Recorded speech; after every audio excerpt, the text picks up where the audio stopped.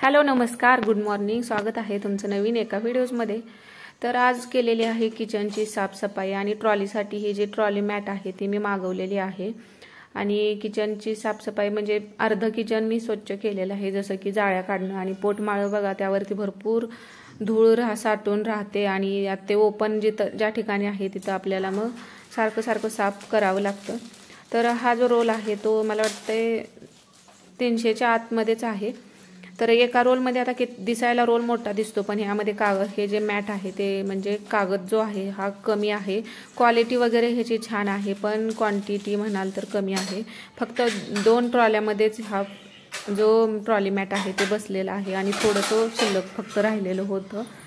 तर आज म्हटलेलं होतं की सगळ्या किचन ट्रॉल्या आपण परत सेट करायच्या होत्या, कारण पेपर टाकले तर किचनमध्ये काय होतं की झुरळं लगेचच होतात। त्यामुळे किचनच्या ट्रॉलीमध्ये तुम्ही पेपर किंवा तुम्ही एखादा बॉक्स जरी ठेवला ना, असा कप बॉक्स असू द्यात किंवा दुसरा कोणताही, त्याला सुद्धा पटकन केकर किंवा झुरळं होतात। त्यामुळे किचनमध्ये दुसरा कोणताही पेपर न टाकता एकतर ट्रॉली मॅट टाका किंवा काहीच टाकू नका, कारण पेपरला पटकन झुरळं होतात। तर पेपर जर किचनमध्ये तुम्ही यूज नाही केला तर खूप दिवस तुमचं किचन तुम्ही सारखं क्लीन नाही केलं तरी सुद्धा झुरळं अजिबात होत नाहीत।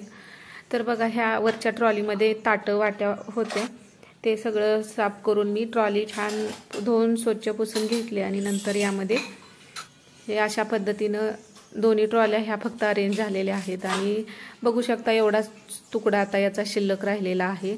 तर 300 रुपये म्हणू शकता, 300 रुपयेमध्ये फक्त एवढंच येतं। तर आता दुसरे जे 2 रोल मागवलेले आहेत ते आल्यानंतर मी राहिलेलं बाकीचं किचन सेट करणार आहे, तोपर्यंत एवढंच इथं मी लावून घेतलेलं आहे। तर आज पूर्ण किचन ट्रॉली स्वच्छ करायच्या होत्या, तर तेवढंच मॅट असल्यामुळे ते राहिलं। म्हणलं मग आज आपण बाकीचं किचन स्वच्छ करूया, जसं की आता किचनची ही जी खिडकी असते त्यामध्ये सुद्धा खूप चिकटपणा किंवा जाळ्या झालेल्या असतात आणि किचनच्या खिडक्या साफ करण्यासाठी सुद्धा वेळ जातो। तर सुरुवातीला काय केलं की मी सगळ्या खिडक्यांच्या किंवा किचनच्या सगळ्या बाजूच्या जाळ्या काढून घेतल्या। जी कोरडी धूळ आहे ती तेवढी सगळी, जेवढं झाडूने आपल्याला जाळ्या वगैरे काढता येतात तेवढं सगळं स्वच्छ करून घेतलं।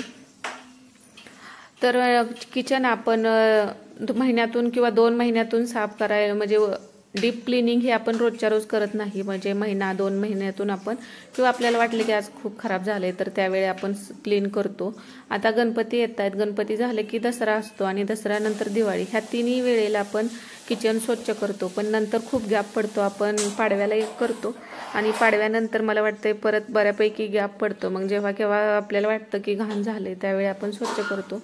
तर हे किचनचे बल्ब होते ते मी अगोदर सगळ्या जाळ्या काढून झाल्या, आता हे जे बल्ब आहेत ते काढून घासून घेतलं स्वच्छ। आणि चार्जिंगचा बल्ब आहे तो आपोआपच हातात असा चालू झाला। तर बल्ब घासून नंतर ते कोरड्या कापडाने स्वच्छ पुसून घेतले आणि नंतर हे बल्ब आहेत ते लावून घ्यायचे आहेत। आणि हे जे किचनचं आता हे बघा अशा पद्धतीने बल्ब धुतल्यानंतर आपण नुसतं पुसण्यापेक्षा घासलं ना स्वच्छ होतात। आणि बघा अशा पद्धतीने हे चिकटच्या टाईल्स वरच्या आहेत त्या तेलकट झालेल्या आहेत, त्या हाताला येत नाहीत। खालच्या खाली जर साफ केलं तर तेवढंच होतं आणि वरची एक फरशी आहे ती पूर्ण तशीच राहते। तर त्या ठिकाणी साफ करायचं झालं तर मग मी मॉप घेते आणि मॉपमुळं काय होतं की याच्यात मी निरमा टाकलेला आहे, नॉर्मल आपला कपडे धुण्याचा जो असतो तो, थोडंसं पाणी केलं निरम्याचं आणि हा मॉप यामध्ये निरम्याच्या पाण्यात पिळून अशा पद्धतीने पुसून घेतलं तर लगेचच हा चिकटपणा निघून जातो। नुसता निरमा जरी तुम्ही यूज केलं तर मी नेहमीच किचनच्या टाईल्स या पद्धतीने स्वच्छ करते। आणि वरच्यावर म्हणजे जे हाताला येत नाही ते तुम्ही अशा पद्धतीने मॉपनं करू शकता। आणि गॅसच्या जवळ तुम्हाला घासणीने वगैरे घासावं लागतं, कारण तिथं फोडणी देताना वगैरे तेलाचे व्हायचे डाग पडलेले असतात, तर ते घासणीने घासले की छान निघतात। पण जे वरती आहे ते हाताला येत नाही, त्यामुळं हे जे मॉपनंच क्लीन करून घेतलं आणि नंतर मॉप स्वच्छ धुवून घ्यायचा आणि परत स्वच्छ पाण्याने एकदा आहे असं व्यवस्थित पुसून घेतलं की तुमच्या किचन टाईल्स पटकन स्वच्छ होतात। या पद्धतीने अजिबात वेळ जात नाही, कारण जे खालचं आहे ते आपण व्यवस्थित हाताने घासू शकतो, पण वरचं हाताला येत नसल्यामुळे तिथं मॉपचा यूज करावा लागतो। आणि किचनच्या टाईल्स थोडं जरी निरमा लावला तरी छान स्वच्छ होतात, त्या लगेचच जसं की नवीन बसवलेले आहेत त्या पद्धतीने दिसायला लागतात। किचन बघा, ज्यावेळी आपण किचनची साफसफाई करतो त्यानंतर 15 दिवस तरी किचनमध्ये अगदी फ्रेश वाटतं। आणि आता हे जी खिडकी आहे तर जाळी आता पावसामुळे स्वच्छ बऱ्यापैकी झालेली होती. आता थोडंफार राहिलं ते सुद्धा निरम्याच्या पाण्यानं असं मॉपनं जर पुसलं किंवा जुनं कापड घेऊन यानं पुसलं तरी स्वच्छ होतं. तर निरम्याच्या पाण्यानं मी अगोदर पुसून घेते. विम लिक्विडसुद्धा यूज करू शकता तुम्ही, त्यानं सुद्धा स्वच्छ होते. आणि नंतर चांगल्या कपड्याने आणि चांगल्या पाण्याने परत एकदा पुसून घेत आहे. आणि खिडक्याचे चॅनल आहेत ते सुद्धा साफ करून घेतलेलं आहेत. आणि ज्या ठिकाणी बघा आता गॅसच्या जवळ मात्र चांगलं तारेची घासणी घेऊन तुम्ही हे घासू शकता. म्हणजे वरचेवर जर तुम्ही हे असं किचन साफ केलं तर मग ते नंतर तुमचं किचन असं जास्त खराब होत नाही आणि जास्त तुम्हाला घासावं लागत नाही. तर 2 महिन्यातून, आता काही जण महिन्यातून सुद्धा स्वच्छ करतात, पण तुम्हाला जसं जमेल तसं तुम्ही महिना 2 महिना ह्यामध्ये स्वच्छ करू शकता. तर आता दोन्ही खिडक्या मी अशा पद्धतीने स्वच्छ करून घेतल्या. पूर्ण टाइल्स स्वच्छ झाल्यानंतर मी गॅस पूर्ण धुवून घेतला. गॅस कट्टा पण माझा धुवून झालेला आहे. आणि आता ही पोटमाळ्याची भांडी वगैरे आता जी लागत नाही एक्स्ट्राची भांडी आहेत ती, आता बघा आपला जीव प्रत्येक भांड्यात असतो, धड ती टाकून पण देऊ वाटत नाहीत आणि त्याचा काही वापर पण होत नाही अशी भांडी आहेत. ती एका पिंपामध्ये मी भरलेली आहेत आणि ती पोटमाळ्यावरती ठेवून दिलेलं आहे. आता गौरीसाठीचा जो छत असतील किंवा गौरीच्या आडण्या असेल त्याचं सामान इथं पाठीमागं ठेवते. आता पोटमाळ वगैरे पूर्ण झाडून मॉपनं ते पण मी पुसून घेतलेलं आहे. तर हे ओपन असेल त्या ठिकाणी बघा धूळ भरपूर बसते आणि ही सगळी भांडी वाळवून घेतली आणि जे पाट चौरंग आहेत ते व्यवस्थित पुसून घेतलं आणि नंतर आता हे असं ठेवून दिलेलं आहे. आता परत आता गणपतीला हे काय काढायची गरज नाही, आता फक्त दसऱ्यात हे परत एकदा साफ करायचं.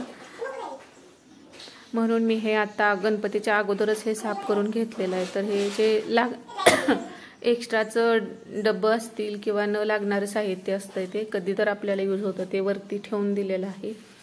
आणि बघा एक सुपली होईल एवढा कचरा या पोटमाळ्यावरती वगैरे निघलेला होता. जर आपल्याला वाटतं की किचन स्वच्छ आहे वरचेवर दिसतं, पण ते साफ करायला घेतल्यानंतर भरपूर कचरा किंवा घाण निघत असते.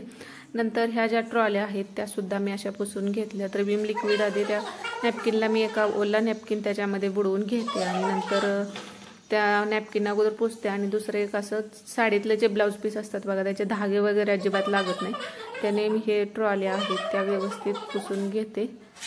तर हे आपण वरचेवर रोजच्या रोज स्वच्छ करतो, पण आता सगळं साफ आता आतल्या ट्रॉली आहे त्या बाकीचं मॅट आल्यानंतर ते मी मॅट जसं टाकत जाईल तसं ते साफ करून लावणार आहे. तोपर्यंत हे वरच्यावर साफ करून घेतलेलं आहे. आणि नंतर आता फरशी पुसून घेत आहे. आता फरशी आपण मॉपने पुसली तर बघा तेवढी निघत नाही. तुम्ही मॉपने एक वेळा पुसली तर एक वेळा हाताने पुसू शकता. म्हणजे असे जे कोपऱ्यातनी वगैरे बघा खराब झाले, म्हणजे मॉप तेवढा कोपऱ्यातनं वगैरे स्वच्छ होत नाही, हाताने ज्या पद्धतीने होते.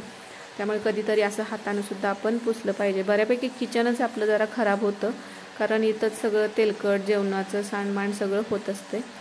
त्यामुळे किचनमध्येच जास्त थोडंसं क्लिनिंग आपल्याला जास्त करावं लागतं. आता भांड्याचं कपाट आहे दुसरं, ते पण मी नंतर स्वच्छ करणार आहे. तर आज एवढंच, फक्त सकाळी मला वाटतं मी 10:30 ते 11 वाजता चालू केलेलं होतं, तर मला 2:30 ते 3 वाजल्या एवढं साफ करण्यासाठी. म्हणजे जाळ्या काढून ते पोटमाळ्यावरची सगळी भांडी काढून किंवा हे 2 ट्रॉल्या मी व्यवस्थित लावून घेतलेल्या होत्या. तर आता ही भांडी दसऱ्याच्या वेळीच परत एकदा सगळी घासायला लागणार आहेत. तर हे फक्त मी असं पुसून लावलेलं आहे आणि रोजच्या रोज ताटं वाट्या तर त्या घासलेल्या जातात. तर अशा पद्धतीने आज पूर्ण किचन क्लीन झालेलं आहे. बघा ह्या दोन्ही खिडक्या आणि किचनच्या टाईल्स तर अगदी छान चमकत आहेत. यावरती एक सुद्धा डाग अशा पद्धतीने साफ केल्यावर राहत नाही. तर हे पोटमाळं किंवा जाळ्या सगळं काढून फ्रीजवरचं पण स्वच्छ करून घेतलं. आणि हा एक पोटमाळा, हे कपाट आहे ते आता नंतर स्वच्छ करणार आहे. आणि हा व्हिडिओ तुम्हाला कसा वाटला, आवडला असेल तर लाईक करा, चॅनलला सबस्क्राईब करा. नंतर भेटूया अशाच मस्त व्हिडिओमध्ये. तोपर्यंत बाय.